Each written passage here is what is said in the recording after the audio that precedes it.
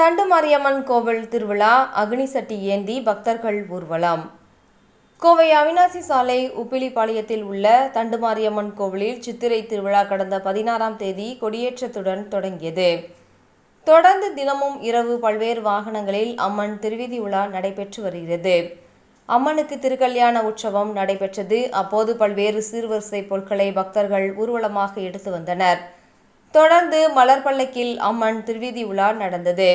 இதைத் தொடர்ந்து இன்று காலை சக்தி கரகம், அக்னி சட்டி புறப்பாடு ஊர்வலம் கோணியம்மன் கோவிலிலிருந்து ஊர்வலமாக டவுன்ஹால், ஒப்பனக்கார வீதி, லிங்கப்பசெட்டி தெரு, பால் market, Brooke Bond road, Nanjappa road வழியாக அவிநாசி சாலை மேம்பாலத்தை ஒட்டி அக்னி சட்டி ஏந்தியும், பால்குடம் எடுத்தும், சக்தி கரகம் எடுத்தும், அழகு குத்தியும் ஏராளமான பக்தர்கள் ஊர்வலமாக தண்டுமாரியம்மன் கோவிலை வந்தடைந்தனர்.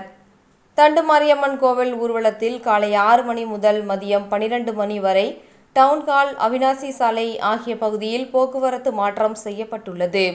பாதுகாப்பு பணிக்காக 200க்கும் மேற்பட்ட காவல்துறையினர் பாதுகாப்பு பணியில் ஈடுபடுத்தப்பட்டுள்ளனர்.